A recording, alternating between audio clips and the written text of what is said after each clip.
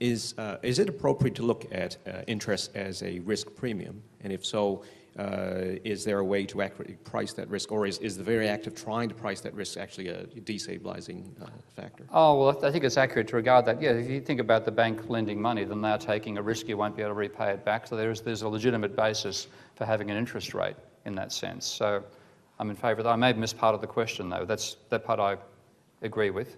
Is there a way to actually, is it possible to accurately price that risk, or is the very act of pricing it, or the attempt of pricing it, actually, a destabilizing factor?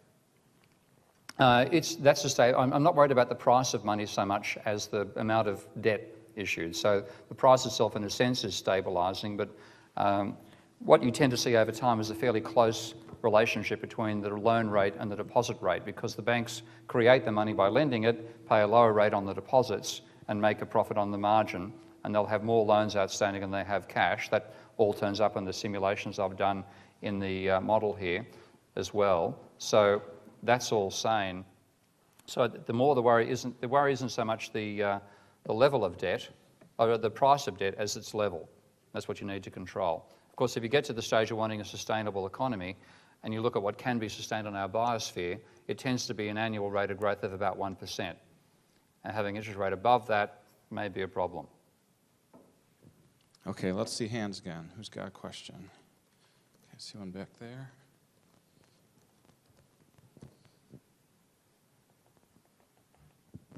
Thanks. In peak oil circles or transition circles, we sort of see with peak oil, or sort of common wisdom among that group, that with peak oil comes the end of economic growth, sort of on a permanent level. Yeah. In other words, that there won't be some recovery to some normal state, which is growth. And I can't tell exactly where you stand on that. Like, I agree with you. Just that I often say that the real world at the moment is a bit like a bad episode of Star Trek, where you've got Klingons coming in from one side, Borg from the other, and your system's about to fall apart for a third reason. Nobody could ever have dared write a fiction story where you had 3 simultaneous global crises all hitting at once.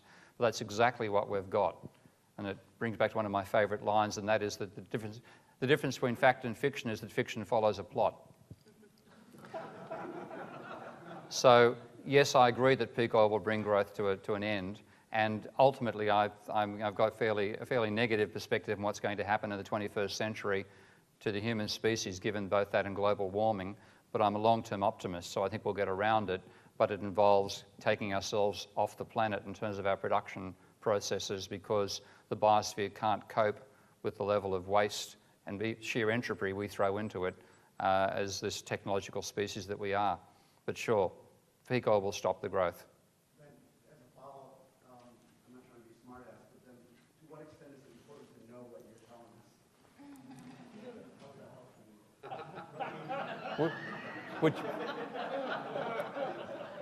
Believe me, I've thought that one before through too. Steve, will you restate that one since you didn't have the mic? The question was, given that global warming and peak oil are likely to wipe us out, what's the importance of knowing about the financial system? I think it's a bit like the old saying of Oxyman, you know the poem about Ozymandias? The person comes across a broken down statue in the middle of a desert saying, I am Ozymandias, king of kings, look upon my works, ye mighty, and tremble. And you look around and see a desert and think, what the hell happened? Well, I'm partly doing a bit of the explanation of what the hell happened, and if we ever get through it, we'll be recreating financial systems again, and I wouldn't like to make the same mistakes. But I do see global warming and peak oil as more important problems, but unfortunately I trained as an economist.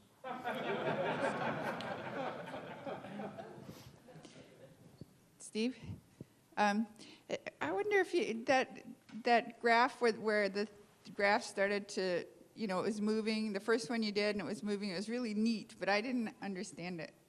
I'll study your PowerPoint, but it would be cool if you could possibly do that again. Could you maybe repeat that? Let's see, was it this one here, with all the cycles going on, or a simpler one? It was at the beginning where you were showing why the interest. Okay. How about the first graph after you added in all the participants? Yeah. Because actually the very first graph you didn't have in the wage earners, the workers. Well, this is the middle one I skipped over, where I've got the money in the vault being repaid as well. So I'll just get those graphs up and talk about those. Let's see. What's happened here? Can you explain each cell and each line on that? I'll explain what again? There's not that many lines, so. Well, let's go through the lines step by step. This is the table.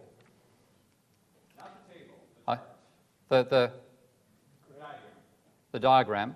Okay. Well, the diagram is generated by the table. So what you're seeing there, that diagram is actually automatically created. I'll just show you here with that's the table showing the flows that are going on. So I've got lending from the vault, loans going from the vault to the firms, and the bank recording the loans over here. I've got it charging interest on the loans, and then the firm pays interest across to the safe, and then the bank records that that's been done. The bank then pays interest from the safe to the firm's account on their deposit interest. The firm then pays wages to the workers get interest payments, the bankers consume, the workers consume, and then I've added down here is the firm repays by transferring money back to the vault, and the bank records that money's been paid. Now, that table literally automatically creates that diagram. It's messy, so I won't actually show you that. If I do, all the icons turn up in the top left-hand corner. You've got to drag them around to make it look correct and so on. Actually, I'll do that in a second after I've done a run through the program to show you how it works. But if we now start stepping through that, what you're seeing is each time I click, the amount of money gets transferred out of the vault. What is the vault again? The vault is where the notes are first created. This is like the 19th century free money system where you actually had physical notes printed by private banks circulating through the system. So it gets lent out of the vault and goes down into the firm's deposit account. So if I do another click here, pardon me, you'll see that amount in the vault go down and the amount in the firms go up. So if you look at these two together, you see that relationship taking place right now. Now, as it happens, the firm's now got a debt which is being recorded over here. Notice the debt's slightly higher than what's in the firm's deposit account right now. So it has to pay interest on that, and that means money pays over to the safe, and the safe also pays interest back, deposit interest here, depending on what's outstanding there. The firm is using the money to hire workers, so workers are getting money in their account, and they're consuming again. Yep? It seems to me that assumes the premise that you're proving. In other words, you're assuming it's a sustainability. You don't have any numbers on that. And I do have numbers on it. You can't see them, can you? Well, I mean, you don't know that the numbers are what would actually happen in a firm. Of course, a profitable firm has enough money to pay the interest on its loans. That's not the issue. But where does that interest come from ultimately? They're taking profits from somewhere else. No, interest is a circulation, Ellen. The basic story is that, I'll put it this way, if you have $100 of debt in the system, debt-created money, and it's turning over 3 times annually, and we know that we talk about a velocity of money all the time, so we know the velocity of money is greater than 1. Okay? So you have $100, let's say that's causing $300 worth of circulation over time. Then the workers make, say, $200 worth of wages, the capitalists make $100 worth of profit, they've got to transfer $5 of that as interest back to the bank again.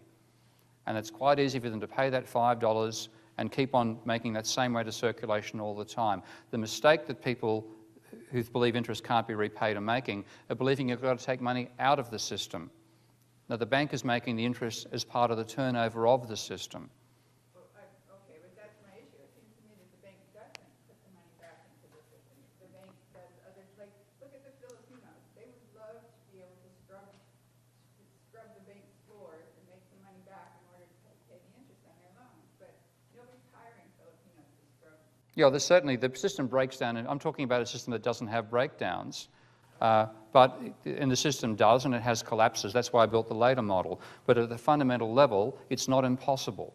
Now, the usual story, people, when they say this case, they say it's impossible. I'm saying that's wrong. It is quite feasible to have a sustainable system. However, it does break down. And therefore, it isn't the inherent nature of the system. It's something about how it behaves that causes the trouble. And I have no argument with you on that point. It does almost always do that.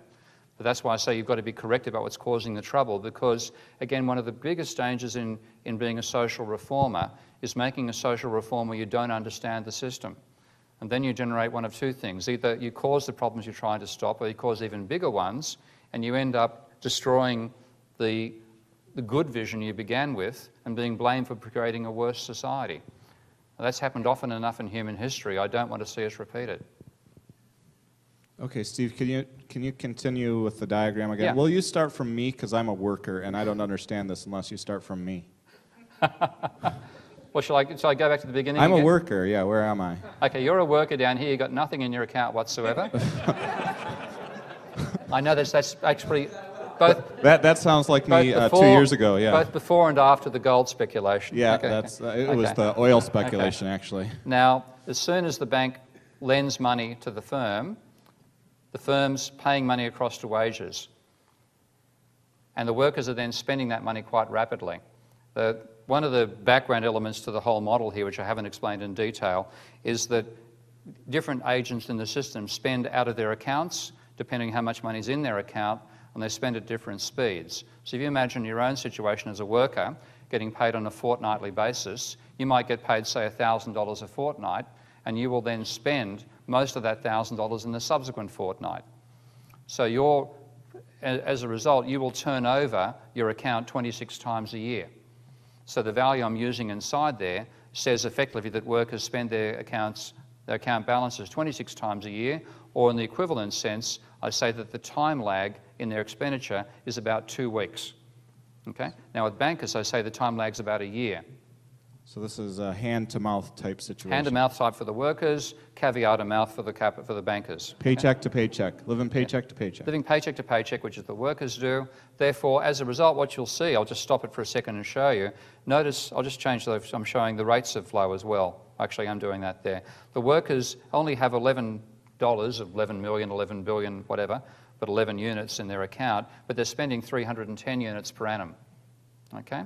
Whereas the bankers, that's fine, the bankers have got 3.7 in their account, and they're spending pretty much the same level, because they've got a 1-for-1 relationship there. If I made it 2-for-1, they'd have 3.7 inside there and 1.7 coming out, or 1.8 coming out. So that's where the various levels occur. And what I've got going on in the productive system as well is physical surpluses being produced. You have to have more output than inputs, otherwise you'll never have a profitable economy.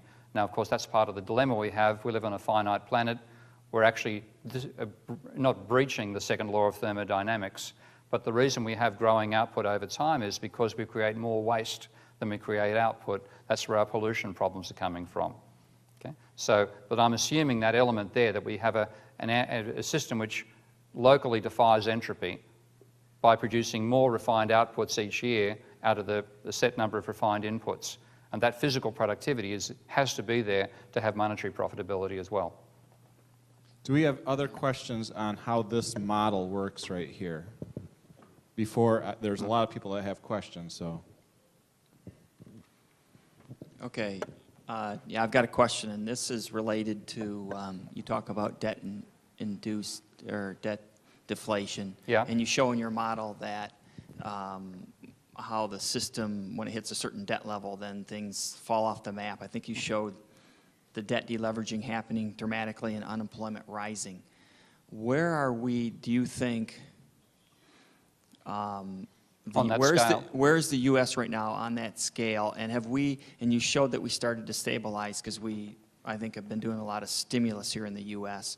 But where do you think, are we at a point where our debt levels have been reduced enough for us to have a sound economy going forward, or do you think we need to continue to deleverage, and how long will that take? And then what do you think is the impact on our security markets going forward? I think you've paid your debt level down from about this is the private sector alone, from about 300% of GDP to 270%, and I think you've got about another 150% to go.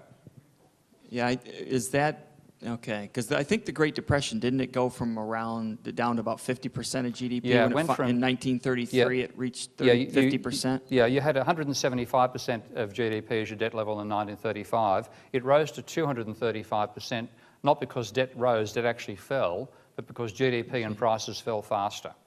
The deflation hit you. Then you got to the other side of that, and you had both reducing debt and rising GDP. And then you had the Second World War, which involved a huge amount of money going to firms which paid off their debts. And the government debt went up like a rocket by comparison, but came down over time in the 50s and 60s. But you began the post-war period with a debt ratio of about 45% of GDP. From that point on, you began accelerating debt. This is one intriguing issue, and it comes back to that point about this being a sufficient but not a necessary aspect of capitalism. In my own country, I think I can show you a graph to that effect in Australia. Got this further on. Australia had a 20-year period. That's Australia's debt level over the last 160 years. And you'll notice that as much as I'm showing those three debt bubbles, there's a period here from 1945 to 1965 where the ratio is pretty much 25%. Now, your ratio continued rising straight away. I think it's got something to do with the speculative nature of American capitalism, the negative sides of speculation. But it implies to me your stable debt ratio is maybe about twice our level, maybe 45, maybe 60, 70% of GDP. When you start getting beyond that level, you start getting a speculative takeover. And if you break the aggregate level of debt in America down into its components, which I don't have a graph of here straight away, you'll find that the real difference between the Australian debt level and the American debt level is the shadow banking sector. We don't have much of a shadow banking sector at all. You also began with a debt ratio of about 10% of GDP back in about the 1960s and rose to 120% of GDP. That's almost the entire difference between the debt levels of our two societies. And that shadow banking debt, when the banking sector lends to the shadow bank, that creates money. When the shadow banking sector lends to the public, that doesn't create money, but it creates more debt. Now, that, I think, is what's actually driven you into the hole you're in. And so that's one reason why I say, far from wanting to save the merchant banks like the Goldman Sachs and so on, I want to abolish them, certainly bankrupt them. They already are bankrupt. I want to just, sign on the dotted line rather than give them money to keep them afloat. But that involves a dramatic drop in debt levels. And of course, that itself means a drop in demand capacity. So it still means something like a decade if you do it in the slow process of bankruptcies and so on. I think it'd be far, far fairer to, in a sense which doesn't disadvantage people who actually were genuinely savers, abolish the debt. About 80% of it just deserves to be abolished on the spot. What path do you think the U.S. will follow? I mean, will it be more like Japanese over the next 2 decades, or are we going to wash out quickly like the 3 years in the Great Depression from 29 to 33? You give me a chance to use one of my other favourite great quotes, and that's from Winston Churchill, who once remarked that America will always do the right thing after it's exhausted every other possibility. So what I see you doing is going through several more attempts to rescue the banks, all of which succeed in rescuing the banks and fail in rescuing the economy. And you get to the stage where bankers realise that they'd be safer off in a prison than outside it. And you then finally have a political change which overthrows them, and then you start getting something like the New Deal combined with a punitive system for the bankers who caused the trouble in the first instance. But I think you're about maybe 3 to 5 years from getting to that point. And when you look back at the Great Depression, it took you're a bit faster in the Great Depression because you had better social organisation back then than you have now. It'll take you quite a while to get your social organisation to get together to the stage where you can get something rather more sensible than the Tea Party to go and dunk the bankers in the Boston Harbour rather than money. Who else has a question? Please raise your hand. We'll come around like this.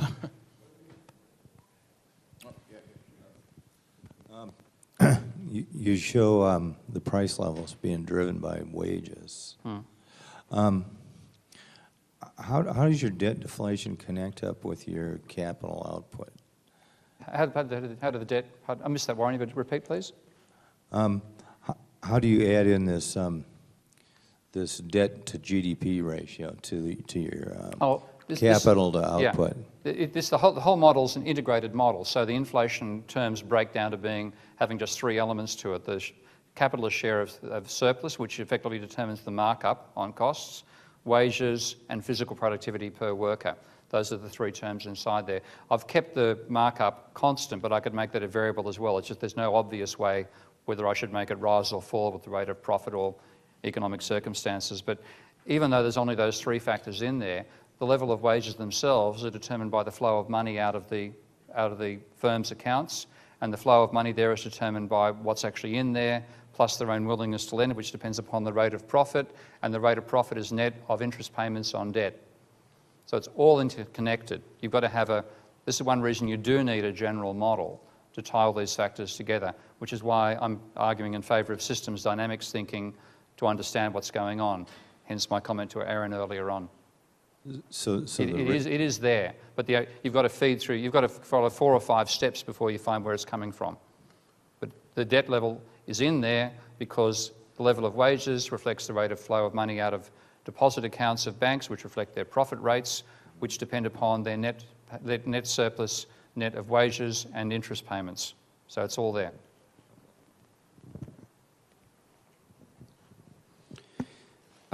This goes to the power of the priesthood, as it were. I think most people would admit there's something akin to a revolving door between Wall Street and positions of power at the Fed and the Treasury. And it also seems that the economists who have gotten in those, economists and financiers who have gotten those positions, it doesn't seem unreasonable to think that they intentionally pontificate, obfuscate, and posture, as well as dismissing, demeaning, and attacking anyone who doesn't agree with them. Mm-hmm.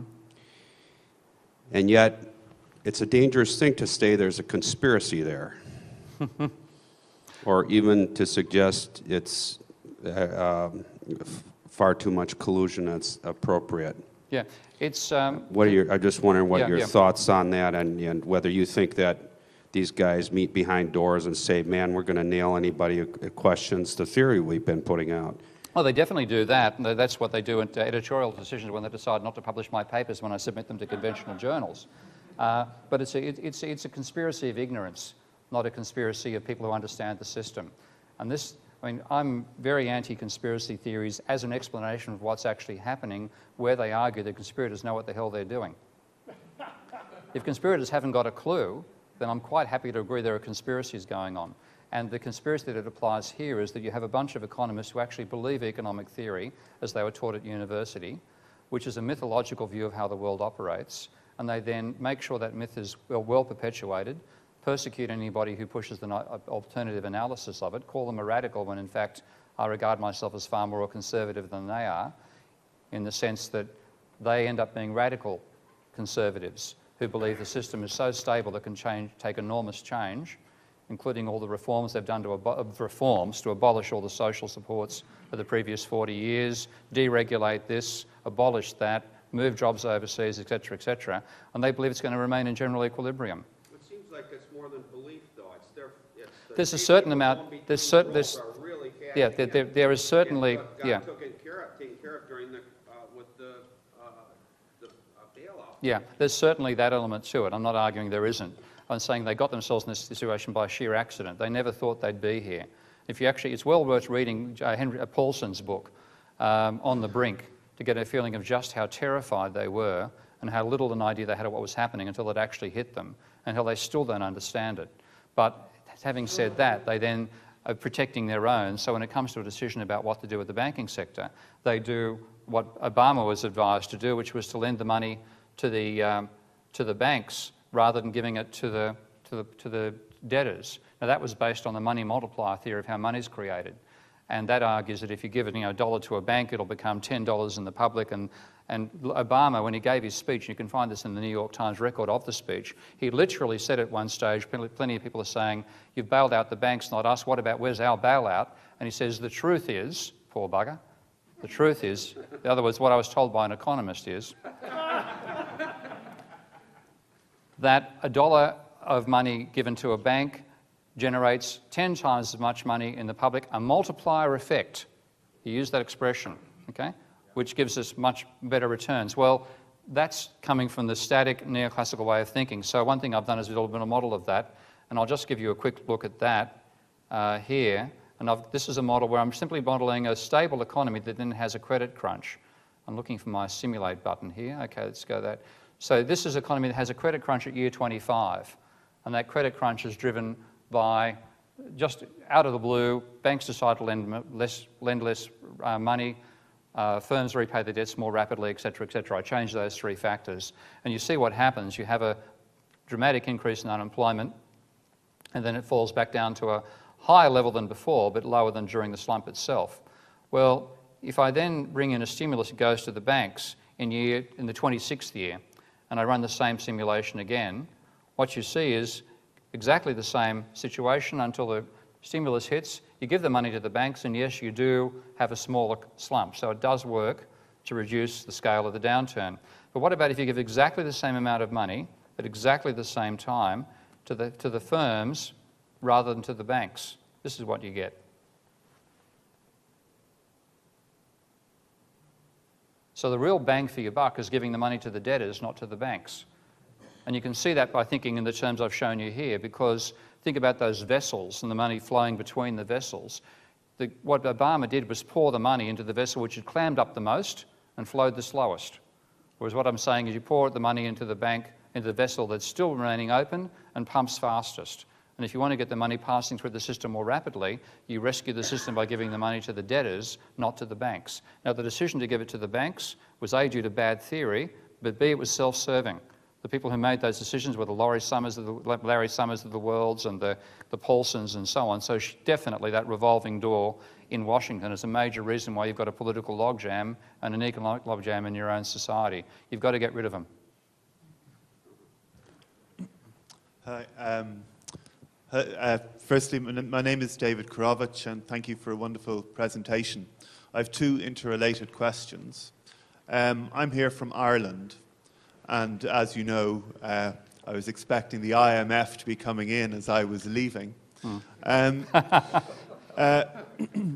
don't know in what sort of detail you know about the situation, but in short, we don't need to go to the bond market probably until March, but they're being traded 10-year bonds at over 9% at the moment. We've got a massive budget deficit, huge debt, blah, blah, blah, blah, blah. And of course, we are the leading ponies for a series of Eurozone defaults, which will affect Germany and France and other places that have lent so much to us. What we're trying to do is sort of say, how do we deal with this? Part of the organisations I'm with, both in Ireland and in Europe. And I was wondering, firstly, any insights? Yeah, seeing as we're stuck for the moment in the Eurozone, however long it lasts.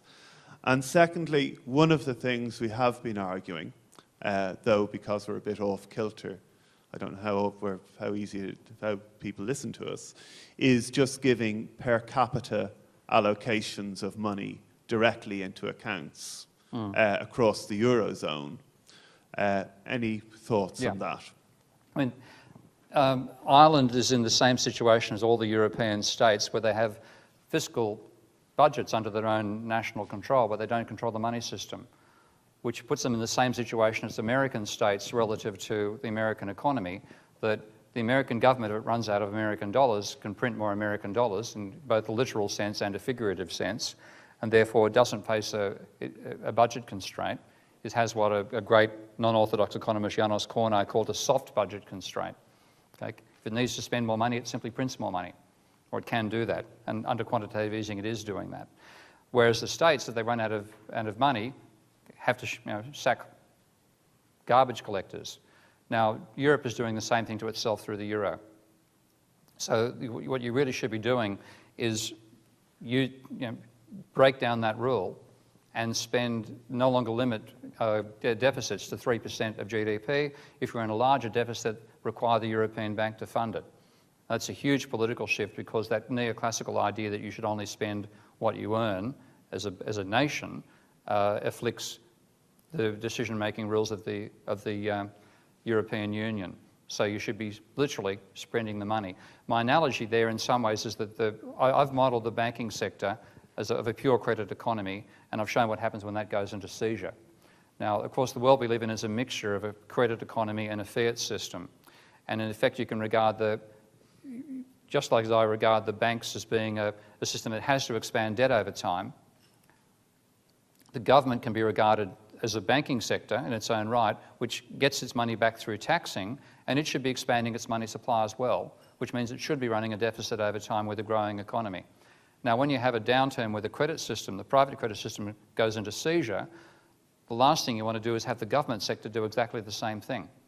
Well, that's pretty much what's happening now by the government sectors in Europe, saying we've got to slash spending.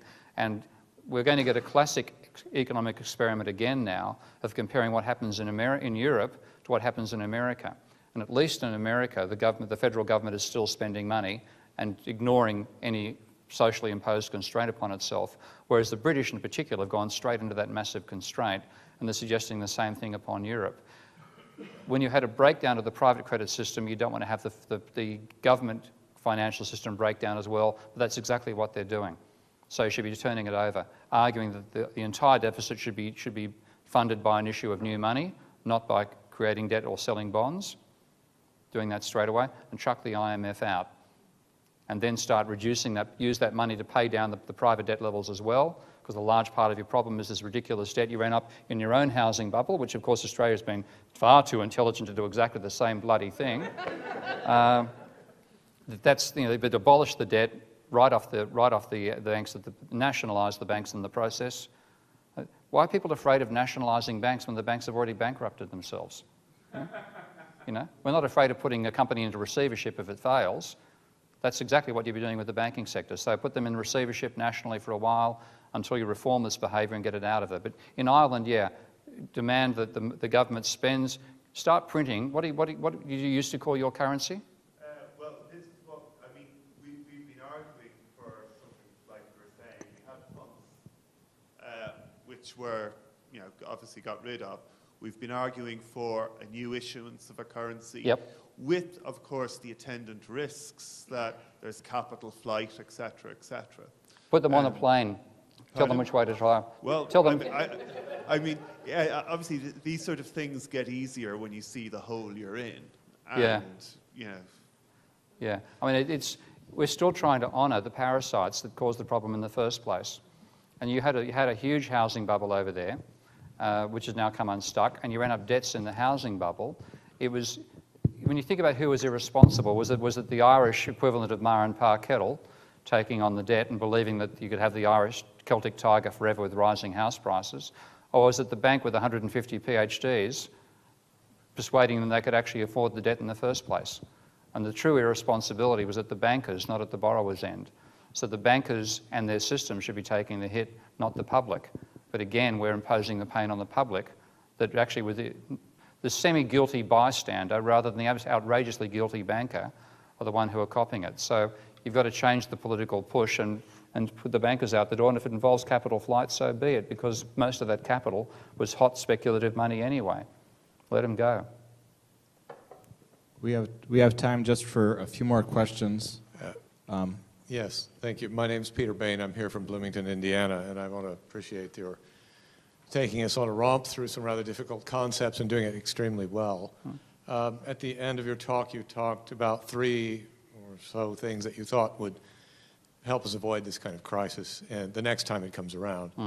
One of those was limiting property leverage or property loan leverage to 10 times the value of annual rental. And I wonder if that, just to clarify that small point or large point, do you imagine that that's the amount that should be lent on a piece of property? Yeah.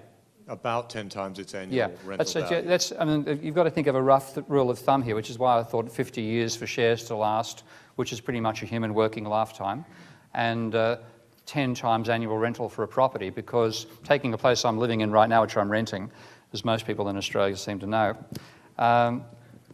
that, and quite a few people here it turned out too, that I'm paying about $26,000 a year rent for it. So that would mean if my system applied, the most you could borrow to buy it would be $260,000. And then the purchase price is likely to be something below $400,000. And I'm sure right now my house would sell for no less than $700,000 a year. And that's because the greater full valuation is so much higher. And rental returns are ludicrously low in my country. If you're a landlord, you're losing money. The only reason you do it is you expect to sell the house to another landlord later for a profit, which is where the whole gearing thing comes in. So a level of 10 to me implies a couple of things. First of all, it brings house prices down drastically. Secondly, with the leverage effect ruled out for a future bubble. Secondly, I think at that level it'd be feasible to imagine being a landlord, buying properties and actually making a profit out of the rent. Actually, so your rental income returns would exceed your interest payments. And that to me is actually necessary, and normally a lefty would be regarded as being anti-landlords. I want to have a strong class of landlords who actually make money out of renting with good rights for tenants at the same time, because that'll give you a political class with clout against the bankers to stop the reforms being unwound at a later date.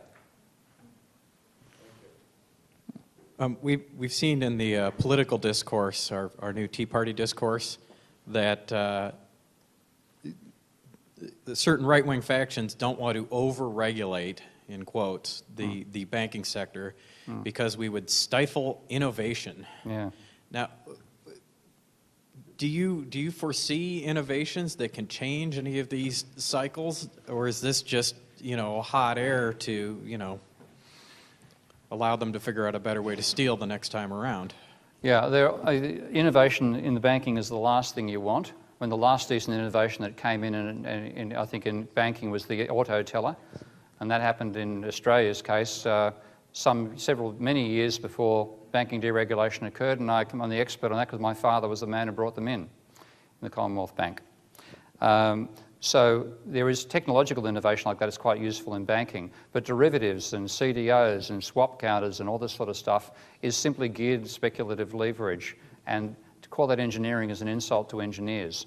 So that's not where you want innovation. You want it actually in the physical economy, the productive economy. And that's the genuine place where you need real innovation. So but at the same time, I don't trust regulators, because regulators end up being like, well, Alan Greenspan gets the job one day, rather than somebody who's actually cynical about the financial sector. And regulators get captured, and even when they're not captured, they move far too slowly. Even when you've got William Black in control, he does it after the event rather than before. So regulations won't solve the problems, and banks will find their ways around the regulations until they cause the next crisis, when you re-regulate again, like you're bringing back in Glass-Steagall now. So that's why my idea is to actually change the nature of the instruments in the very first instance and make it much less likely that you'll ever get the level of power in the financial sector that it currently has. Because a large part of this change has occurred because as the banks increased their leverage and power and financial might during the 50s and 60s and 70s, they got to the stage where they became the advisors to the president rather than the industrialists and so on. And now you've got the stage where the president's trying to rescue the financial speculators rather than trying to get America reindustrialized. So that's a long-winded answer, but I'm glad to see innovation stifled in the financial sector. I want to see it recreated in the industrial economy, and the best way to do that is to put the bankers back in the boxes where they should never have escaped from in the first place. Thank you so much for the charts and everything. It helped very much. I'm pretty much a hayseed when it comes to economics. You're ahead of most economists then. Okay, good. 3 years ago, I arrived in Oakland County, which I think about 6 years ago was the fourth wealthiest county in the country. Yeah. And I've been doing community work there, and now I've found myself down in Detroit. And Detroit right now, the city is looking at how to shrink city services, and now community activists have these foundations coming in that are really interested in investing in Detroit and doing something. So local currencies being talked about, barter systems, state banks. Any recommendations on what to do with large sums of money coming into an area like that? Yeah, well, I think the idea of local currencies makes a lot of sense during a crisis like now, because you've really got a breakdown in the general financial system. And in that situation, a local currency works well. They worked quite well in Germany in the Great Depression before the Nazis took over. They worked well in parts of Austria and parts of England and so on. So I'm not generally a believer in local currency systems as a total replacement to the financial system we live in, because it doesn't support the level of industrialization we need as a species ultimately. But it is something which works quite well in a downturn. So if you use that money to establish a local currency system and then got a non-debt-based money circulating at that stage in a place like Detroit, that could generate a lot of economic activity, which is what you need. So again, generally I'm against the idea of creating an alternative monetary system to what we have, but what we have is in total stuff-up mode, and people who've got no idea of how it works are supposed to be the ones trying to fix it, then that's all the reason to form a local system that actually works. You mentioned entrepreneurship. There's a lot of young entrepreneurs. Empower them. Pardon? Sorry, my hearing is bad. Oh, that's okay. You had mentioned entrepreneurs. Yeah. And there's a lot of entrepreneurs, young entrepreneurs in Detroit right now. Yeah. Empower them. Put the money there. Yeah, absolutely. And also, I mean, financialization isn't the only myth you've swallowed from neoclassical economics. You've also swallowed free trade, which economically is a load of nonsense. It's believed by economists, which is the best proof that it's wrong. And that also would mean that the part of where the deindustrialization of Detroit came from was the whole shift of industrial power from America to China in particular. The Chinese knew what they were doing, the Americans didn't.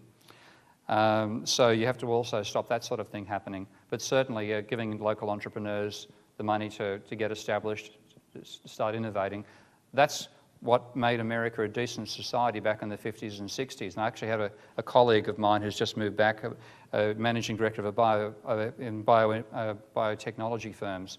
And he moved to America because he always had this vision of how great America was on the innovative front. He's finally left because he's sick and tired of answering his phone and finding somebody trying to get money off him in another scam. He's back in Australia again. Now, I think you've really let the financial sector take over. And I'll finish on a quote from Marx, as best as I can remember it, writing back in, I think, Capital Volume 3. At one stage, out of the blue, he explodes, talk about centralisation. The financial system and the usurers and moneylenders who hang off them constitute an enormous power and occasionally get the capacity to take over the system. He said, and these parasites know nothing about production and should have nothing to do with it. Carl was on the money. Stop ignoring him. If I'm understanding what you said earlier, your model, in theory, can be a stable model. Given human, foibles, it probably never would be, but in theory, it could be. Mm-hmm. Given peak oil, climate change, everything else that's coming, assuming there's, another side to all this, how does, from what I see so far, I'm looking at the only thing possibly working given resource constraints is some sort of steady state kind of economy. Mm. But it seems like your model, even if it's kind of stable, still implies a degree of growth. Yeah. So how do you reconcile those two issues? Well, you have to get to the stage where population growth stops.